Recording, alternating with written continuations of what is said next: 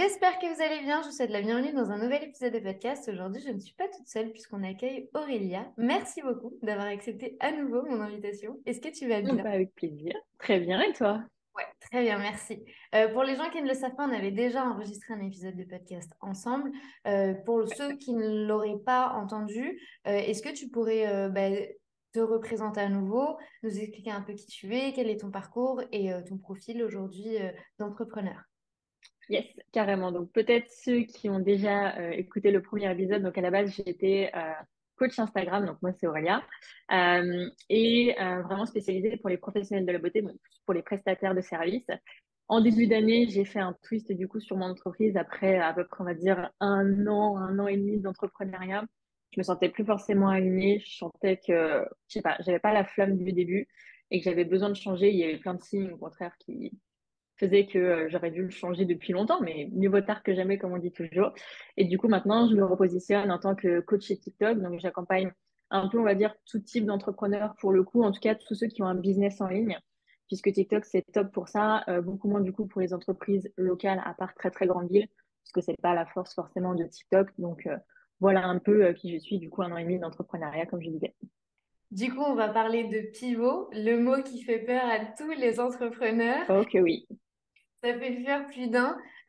Comment tu as réussi à prendre conscience qu'il y avait quelque chose qui allait moins bien au-delà Mm. de cette flamme que tu sentais? Est-ce que tu as eu des signes, je ne sais pas, physiques ou psychologiques? Comment tu as réussi à identifier? En fait, ma question, pour essayer de comprendre un peu à quel moment Mhm. toi, tu as décidé de prendre cette décision, parce que c'est vrai que Ouais, tu vois, avant de pivoter, on a toujours un peu peur de se dire j'ai juste la flemme, ou je suis juste plus fatiguée, ou c'est juste ouais, pas mon moment, tu vois.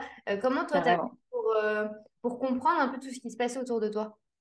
En vrai, j'avais déjà eu plusieurs signes qui me montraient qu'en fait, TikTok, c'était mon truc. Mhm. C'était ce que je préférais faire quand on commençait à me demander, bah voilà, quelles sont les tâches que tu pourrais faire tout le temps sans t'humilier, que tu pourrais juste pas déléguer. C'était ça. De plus en plus, on me demandait des masterclass sur TikTok, d'intervenir sur des programmes. Et au bout d'un moment, en fait, je me suis dit, mais il y a trop de signes qui font que, effectivement, à force d'avoir mon compte TikTok, de l'avoir développé, d'avoir aidé d'autres entrepreneurs, c'est mon truc. Mais j'avais mis ça de côté parce que je me disais, attends, ça fait un an et demi, enfin un petit peu moins d'un an et demi que tu es entrepreneuse. Tu as vraiment eu du coup ton CA qui a décollé cet été. Est-ce que t'es pas juste en mode l'herbe est plus verte ailleurs, un peu c'est le syndrome de l'objet brillant en mode voilà je m'ennuie un peu, il y a peut-être certains trucs qui font que voilà j'aime plus trop ce que je fais. Et puis j'avais un peu refoulé ça en mode non non calme-toi, comme ça se passe super bien, t'as un super CA, des super clientes, t'as pas besoin d'aller voir ailleurs.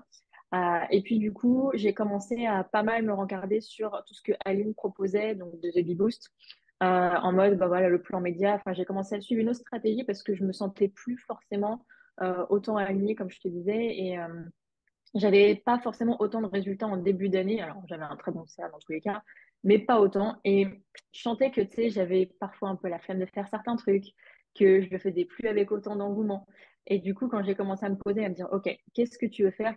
Comment tu te vois dans 3 ans? Et je me suis dit, en fait, dans la branche où je suis, je me vois pas évoluer. Là, j'avais l'impression d'atteindre un certain plafond. Et je me suis dit, si je veux évoluer, je sais pas, faire des conférences, intervenir quelque part, peut-être un jour monter une équipe, bah, je me voyais pas faire tout ça, en fait, avec le business que j'avais actuellement. Et du coup, je me suis dit, OK, tous les signes que tu as entendus avant, enfin, en tout cas que tu as senti avant, bah, en fait, c'est peut-être les signes que tu attendais et let's go, parce que quand tu vois le marché, en fait, bah, il est peut-être fait pour toi, quoi. Ok. Et du coup, face à ça, la première truc qui me vient, c'est, mais t'as pas eu peur? Parce que tu vois, plus d'une fois, on se dit tout le temps, ouais, mais pour pivoter, ou il faut que ça n'aille pas, ou il faut pas qu'on ait pas de clients, ou C'est l'activité, ça. elle doit être à plat, et du coup, c'est peut-être que je me suis plantée sur ma stratégie, machin. Et là, de ce que j'entends, je me dis, ah ouais, quand même. C'est-à-dire que Oui, tu avais un bon CA, tu avais des clientes qui étaient fidèles, on en avait déjà parlé à l'époque, tu avais quand même ouais, une très bonne clientèle. Et en fait, carrément. pour toi et pour te réaligner, tu as décidé du coup de faire un peu de table rase et de pas recommencer parce qu'on recommence Ouais, jamais réellement de zéro, mais de c'est ça. changer. Euh, Comment tu as fait face à cette peur? Est-ce que tu t'es mis la pression? Est-ce que tu l'as préparé? Est-ce que tu t'es préparé aussi psychologiquement à te dire, ben là, mon cerveau, il va falloir que qu'il comprenne qu'on va changer. C'est ça, c'est que bah, je pense que c'est pour ça pendant, tu vois, 3 mois de début d'année, je dirais premier trimestre du coup de début d'année, j'étais en mode oui, non.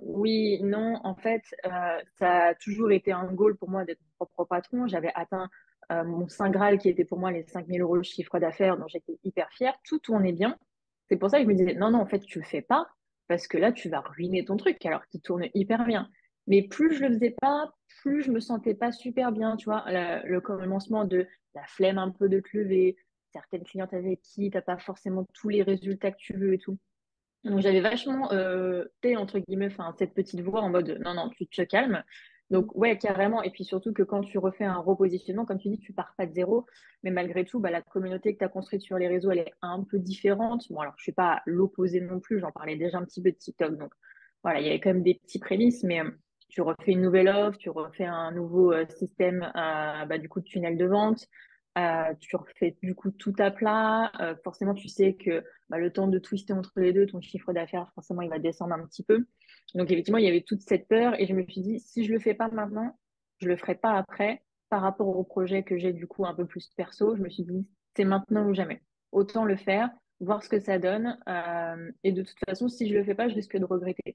Donc, moi, je me suis toujours dit, fonce, let's go, t'as trop de signes, donc tu peux pas passer à côté. Et puis voilà, si par malchance, et ce ne sera pas le cas, parce que je le sais, ça ne fonctionne pas, voilà, j'ai toujours quand même de quoi me retomber sur mes pattes. C'est ça. Mhm. Et du coup, comment tu as fait pour préparer le terrain?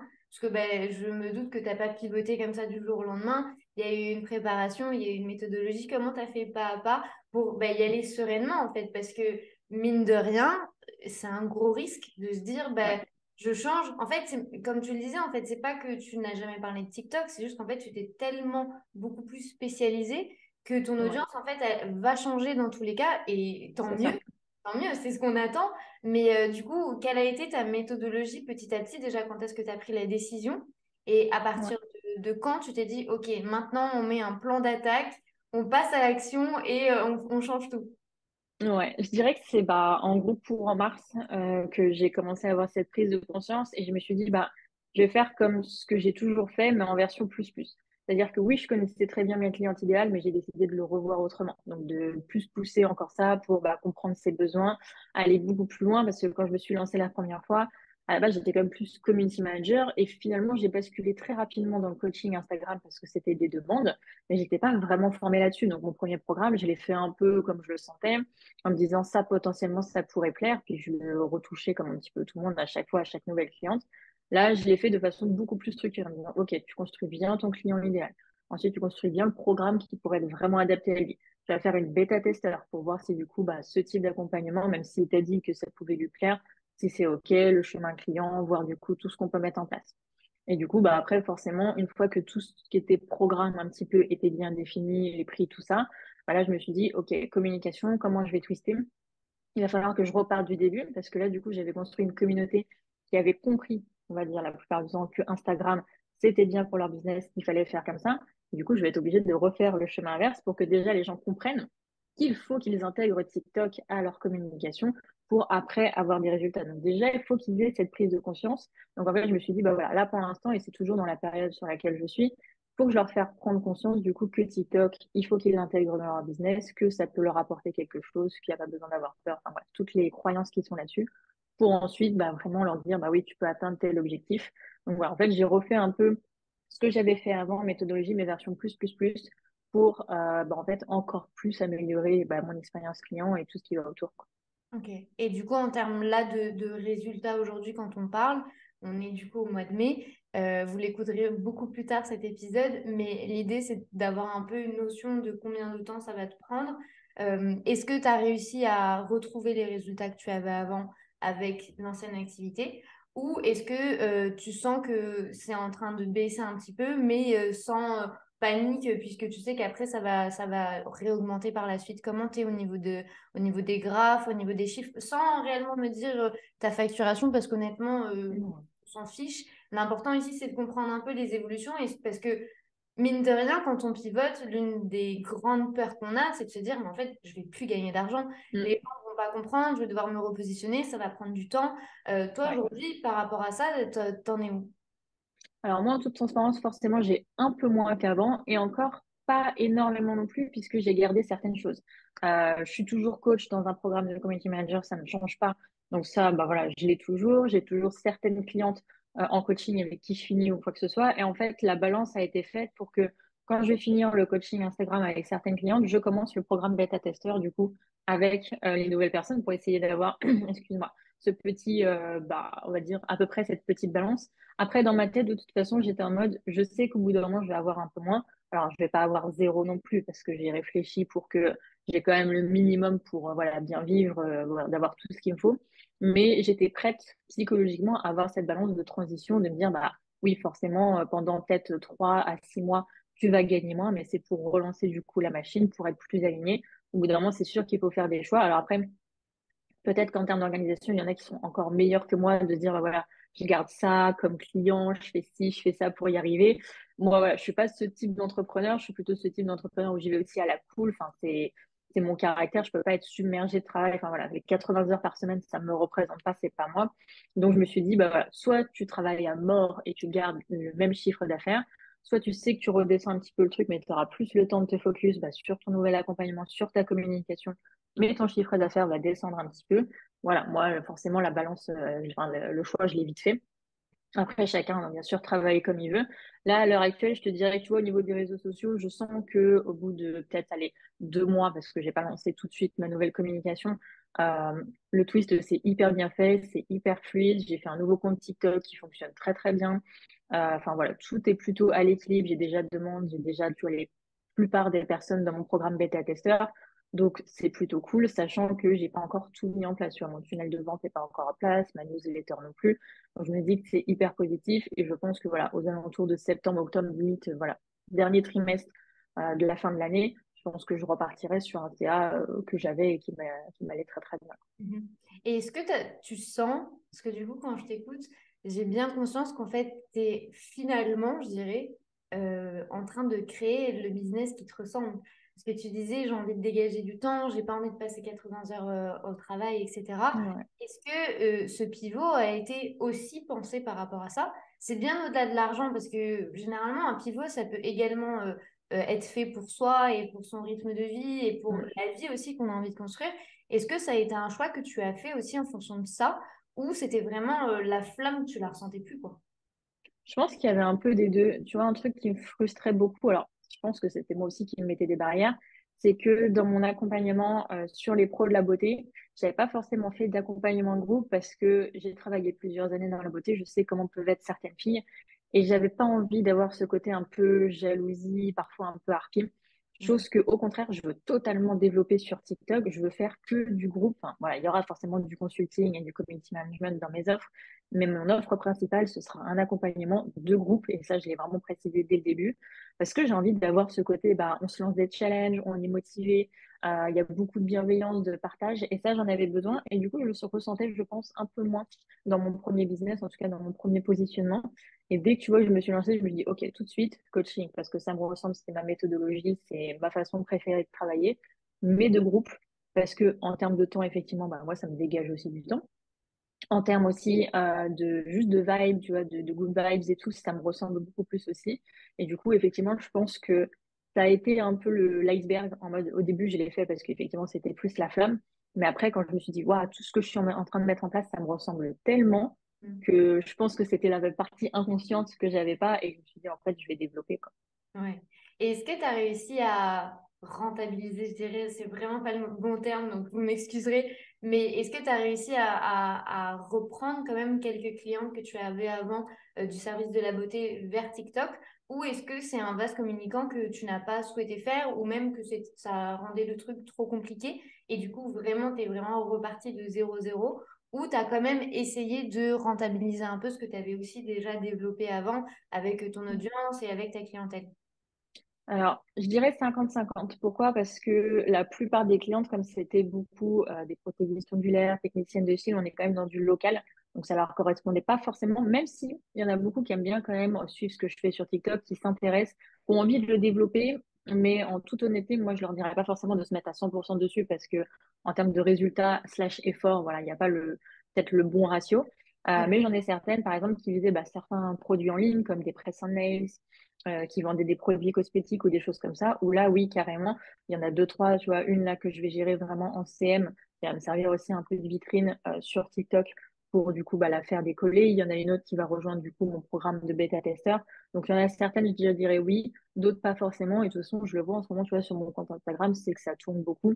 Alors forcément, j'ai pas mal de nouveaux abonnés parce que j'ai une niche qui est un petit peu plus grande, enfin en tout cas en termes d'entrepreneurs et pas forcément en termes d'expertise, mais forcément, du coup, ça s'abonne un petit peu plus, mais je me dis, voilà, toutes les personnes qui ne sont pas forcément intéressées, bah, j'ai fait le tri aussi, tu vois, enfin, de moi-même. J'ai fait, du coup, beaucoup d'annonces en story sur les mails que j'avais déjà collectés pour les personnes, voilà, qui étaient plus forcément intéressées par ce twist, qu'elles puissent, bah, faire leur voyage tout simplement. Donc, tu vois, je te dirais 50-50 entre les deux. Mhm.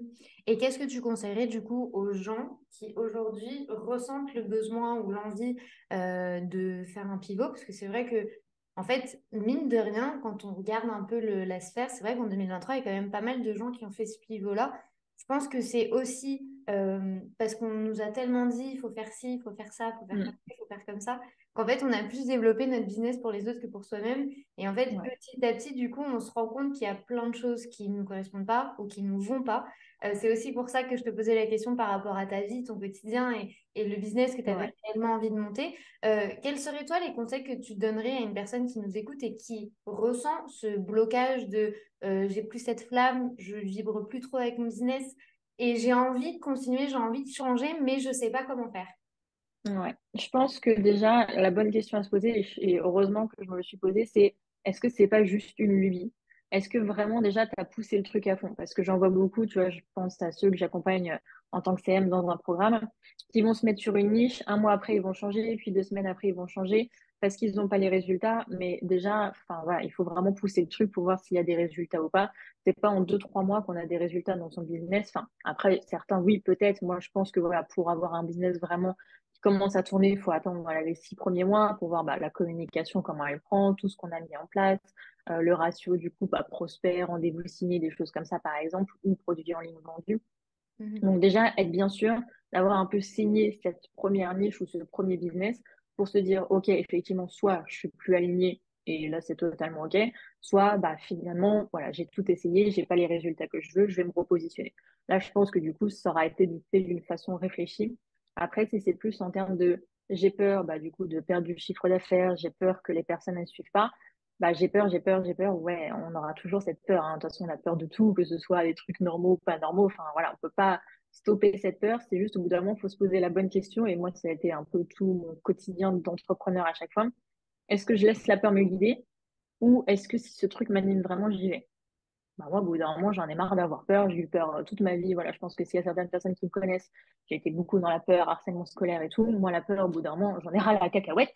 Donc, du coup, bah voilà, je me dis, est-ce que le ratio peur est vraiment danger? Il existe. Voilà, après, c'est sûr que faut pas que ça se fasse d'un coup de tête. Et encore, si c'est votre façon de fonctionner et que ça a toujours fonctionné, c'est totalement OK. Moi, j'avais besoin quand même, tu vois, de quelques mois de réflexion pour me dire, est-ce que je suis pas juste en train de m'emballer et de m'ennuyer un petit peu? Est-ce que c'est vraiment réfléchi? Mais une fois que, voilà, on se dit, c'est notre truc et c'est juste la peur qui nous bloque. Il faut lever cette peur. Alors après, on y arrive tout seul, on a besoin de quelqu'un dans le mindset, on a besoin de se faire accompagner, peu importe. Mais si c'est juste la peur, faut briser ses chaînes et au bout d'un moment se lancer, quoi. Mhm. Et est-ce que tu dirais, maintenant, quelques mots un peu par rapport à TikTok, est-ce que tu dirais que c'est une plateforme où il faut absolument être extraverti, où il faut absolument se montrer, où il faut absolument, tu sais, ne pas avoir peur de la caméra? Est-ce que c'est quelque chose qui est fait pour tout le monde? Est-ce que tu ne recommandes pas à tout le monde de se lancer sur la plateforme?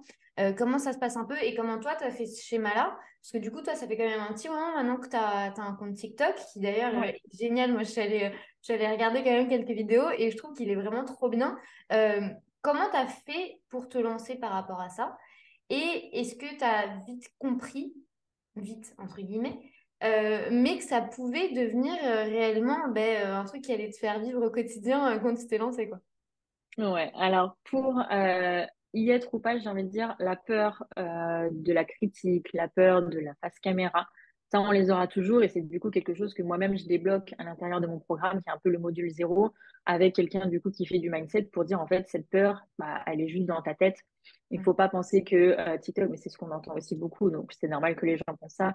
Il y a des haters tout le temps, les gens vont nous critiquer. En un an, à peu près ouais, un an de vidéos TikTok, j'ai peut-être eu un commentaire vraiment sur mon physique, entre guillemets, en gros, c'était sur mes sourcils, donc c'est pas non plus si fou, tu vois, et au final, on en a rigolé. Donc Oui. voilà, en fait, on n'attire pas ce public-là, surtout quand on a un truc hyper précis et hyper niché ou quoi que ce soit. Enfin voilà, il y aura toujours des personnes qui seront là pour aller, mais j'ai envie de dire, c'est un petit peu comme tout le monde, mais c'est pas du tout la majorité. Je pense que oui, c'est fait pour beaucoup d'entrepreneurs, comme je te disais, plus, tu vois, les business en ligne, coach, web designer, graphiste ou les small business qui vendent des produits en ligne. Beaucoup moins pour le local, à part, à la rigueur, si c'était sur Paris-Lyon.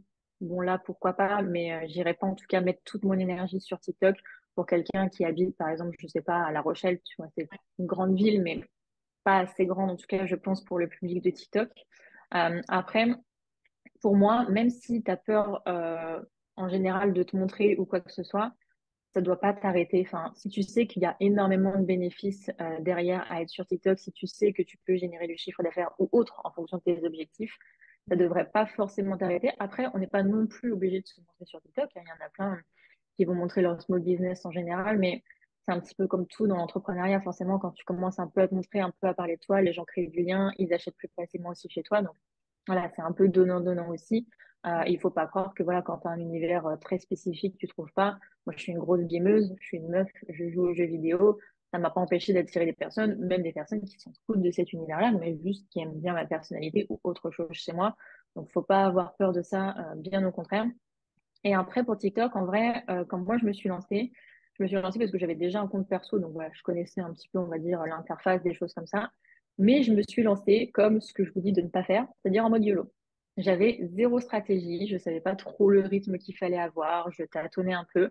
J'ai commencé 2 semaines, 3 semaines comme ça, et au bout d'un moment, je me suis dit, ah ouais, en fait, quand je commence à me renseigner, il y a un potentiel de dingue. Donc, let's go, vraiment construire une stratégie, avoir de vrais objectifs sur TikTok. Alors après, les objectifs, ils peuvent être divers. Ça peut être juste de la visibilité, réussir du coup à être monétisé par TikTok, trouver des clients pour son programme, voilà, avoir d'autres opportunités, je sais pas, être conférencier, des trucs comme ça. Enfin, il y a plein d'objectifs différents. Et du coup, bah, en commençant à construire ma stratégie, en commençant à voir ce qui fonctionne pour moi, mon contenu du coup qui est un peu phare et tout, effectivement, ça m'a bien fait décoller. Et comme je dis, bah, du coup, moi, après, avec TikTok, sur mon premier compte vraiment CM beauté, coach beauté, bah, j'avais 50% de mon chiffre d'affaires qui venait de TikTok. La moitié de mes clientes prenaient rendez-vous directement via TikTok ou venaient me parler sur Instagram. Donc oui, là, j'ai vu le potentiel et je me suis dit, mais je suis pas un cas à part, enfin, j'ai rien de dingue, surtout que, et encore, je me suis améliorée au fur et à mesure, mais je me suis dit, si moi je peux y arriver, franchement, tout le monde avec la bonne méthodologie, la bonne stratégie, connaître l'algorithme et savoir faire des vidéos, tout cela, savoir analyser, peut y arriver et peut du coup bah, générer beaucoup plus de chiffre d'affaires. Puis en plus, le contenu, tu peux aussi le recycler sur d'autres réseaux, donc c'est tout Mhm. bénef, quoi. Ok. Je trouve que c'est incroyable. Le pivot est dingue. Vraiment, je t'avoue, ça me fascine. Surtout que Non, mais c'est vrai que TikTok, en plus, tu vois, on a quand même pas mal de préjugés. Il oui, y c'est a beaucoup normal. d'idées reçues. Moi, je t'avoue que c'est une plateforme que j'ai testée, mais bon, je suis arrivée au plafond des 200 vues tous les jours. Et du coup, je me dis, mais en fait, je comprends pas l'algorithme. Et de voir Ouais. que tu t'es penché sur le sujet, tu as bossé le truc et tu t'es dit j'y vais et je vais voir ce que ça donne et que Mm. ça marche et que un an après on soit là à reparler toutes les deux et Ouais. niveau, je trouve que c'est vraiment dingue. Euh, Qu'est-ce qu'on te souhaite maintenant pour la suite? Quels sont tes projets? Comment tu vois du coup le futur de ton entreprise et du coup ben, la fin, je dirais, de ce pivot, puisque après, bon, on parlera même plus de pivot, ça sera ton business. C'est ça, exactement. Bah là, du coup, plus encore de personnes dans mon programme bêta testeur. Alors, il m'en manque pas non plus 40 000, mais j'aimerais bien voilà, créer 2 groupes de 5 à 7 personnes. Donc, j'ai déjà des personnes qui sont dedans, donc ça, c'est cool. Voir du coup bah, comment cette première expérience va se passer. Comme je dis, pour l'instant, je ne sais pas si en septembre, je referai un programme bêta testeur ou si je lancerai le programme directement, mais moi, dans mon idéal pour l'instant de business, c'est de développer ce programme vraiment à fond parce que je veux que ça devienne mon programme phare, le truc vraiment où on me connaisse. En fait, je veux vraiment jouer l'expérience client à fond, qu'on se dise, OK, En plus d'avoir appris les trucs et d'avoir des résultats, j'ai passé un super bon moment. C'était super cool et du coup, je le recommande aux autres. Et dans l'idéal, bah, voilà, ce serait de créer un programme où, au bout d'un moment, il y ait tellement de demandes que je fasse plus de sessions, que je puisse du coup, bah, peut-être, entre guillemets, engager des personnes pour être mentor ou coach avec moi, pour qu'on fasse plus de sessions. Enfin, voilà, vraiment développer ce programme qui sera mon programme phare. Je veux vraiment être connue là-dessus. Et puis du coup, bah, vraiment être l'expert TikTok, que voilà, on se dise quand on pense TikTok, on pense Aurélia, ça c'est vraiment mon goal. Ça a toujours été un peu mon goal, tu vois, dans la beauté, mais ça me bloquait. Je me suis dit au bout d'un moment, je peux pas être connue par tout le monde, que forcément la expert TikTok, ça parle à beaucoup plus d'entrepreneurs. Et si j'arrive à casser toutes ces croyances, c'est que les personnes se disent, en fait, ouais, c'est super cool, super fun, c'est juste que j'ai pas la bonne méthodologie ou que j'ai trop de fausses croyances et je vais me lancer avec elles. Ouais, c'est bon, je suis refaite. De toute façon, je vais vous mettre tous les liens juste en dessous de cet épisode de podcast, comme ça vous pourrez aller tout découvrir. Moi, honnêtement, je te dis, j'adore même le branding et tout de ton positionnement. Je trouve que, Merci. en fait, c'est toi. Et en fait, je t'ai reconnu dans tout ce que j'ai vu sur tes communications. Et en fait, Ok. je me suis dit, je reconnais la personne avec qui j'ai échangé il y a 6 mois, un an. Et pour autant, je trouve que l'approche est très, très, très stratégique et très bien pensée. Donc, merci beaucoup. En tout cas, c'était un Merci à toi. plaisir de t'accueillir à nouveau. Et du coup, je te dis à très bientôt. Ça marche, à bientôt.